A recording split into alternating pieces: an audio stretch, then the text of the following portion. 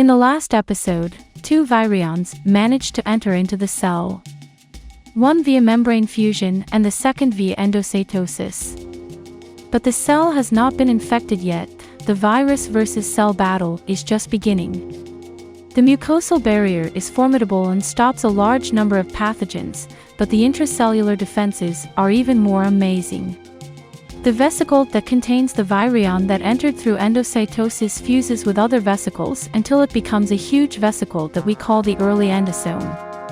Vesicles from the Golgi apparatus arrive at the endosome and fuse with it, delivering different proteins such as proton pumps and up to 40 acid hydrolases such as proteases, nucleases, glycosidases, lipases, phospholipases, and sulfatases.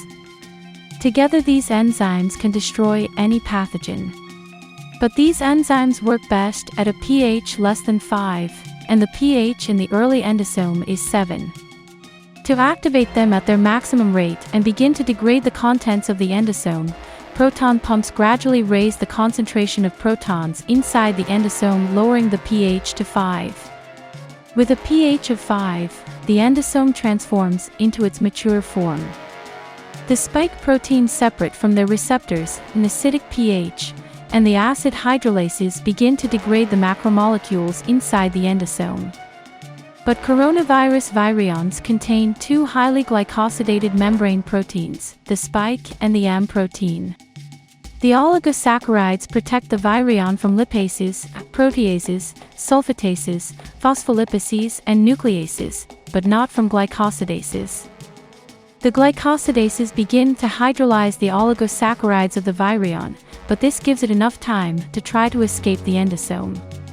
The spike protein is absent of oligosaccharides in its cleavage part, and the protease cathepsin L hydrolyzes the spike protein and separates it into its two parts, but the virion is not near the endosome membrane and is unable to fuse with it. The glycosidases finish degrading the oligosaccharide barrier, and the other hydrolases tear the virion to pieces, exposing the genome, which is also hydrolyzed into smaller pieces of RNA floating inside the endosome. The presence of RNA in the endosome only means one thing: the presence of pathogens. These pieces of RNA are detected by proteins that are only found in the endosome. Toll-like receptor 7 binds to single-strand RNA, and toll-like receptor 3 binds to double-strand RNA. When two toll-like receptors bind through their ligand, they form a dimer that can bind to other adapter proteins in its cytoplasmic domain. The dimerized toll-like receptor 7 bind to the MyD88 protein, which acts as an adapter connecting proteins that receive signals from outside the cell to proteins that transmit signals within the cell. Then the IRAK4 protein binds to MyD88 adapter protein, and IRAK1 binds to IRAK4, forming a protein complex called the metosome. The IRAK4 protein is a kinase that is activated by autophosphorylation. Once activated, it phosphorylates IRAK1 and activates it. Then the TRAF6 protein binds to the metosome and IRAK4 activates it by phosphorylation.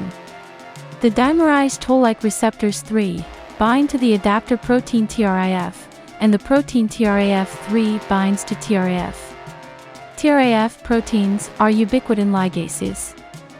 They bind to UBC13 protein, which contains a covalent bound ubiquitin protein. UBC13 transfers its ubiquitin to TRAF. More and more UBC13 begin to transfer ubiquitin, creating a polymer that serves as a platform where different proteins anchor to be activated. The TAB1, TAB2, and TAK1 proteins form a protein complex that binds to the polyubiquitin, so they can be phosphorylated by the IRAK1 protein. The protein complex called NEMO, that is made up of IKK alpha, IKK beta, and IKK gamma, is also anchored to polyubiquitin to be phosphorylated by the TAK1 protein. Lastly, the TBK1 protein is also anchored to polyubiquitin and activated. Now everything is ready for what we call a signaling cascade, and appreciate graphically how a small signal from just two receptors can exponentially amplify the signal, activating hundreds of genetic regulators. From the protein complex of toll-like receptors 3, which predominate in epithelial cells of the respiratory tract, the TBK1 proteins begin to phosphorylate IRF3 regulatory proteins. From the protein complex of toll-like receptors 7, the IRAK1 proteins phosphorylate IRF7 regulatory proteins. The NEMO complex begins to phosphorylate inhibitor proteins of nuclear factor kappa beta. And TAK1 proteins phosphorylate MAP kinase proteins, and these phosphorylate P38 and JNK proteins. As we observed, two toll-like receptors activated dozens of signaling proteins, and each of them activates dozens of regulatory proteins.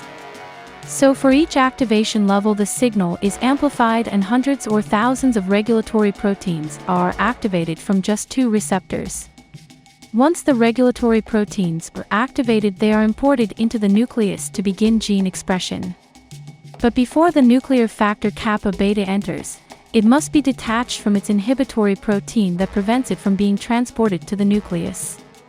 When the protein is phosphorylized, a ubiquitin ligase binds to it and transfers ubiquitins to form a polymer, but this time the ubiquitins are connected in a different way, forming a polymer with different shape to the polyubiquitin that we saw earlier. This polyubiquitin binds with a protein complex called proteasome, and its function is to break other proteins into small peptides.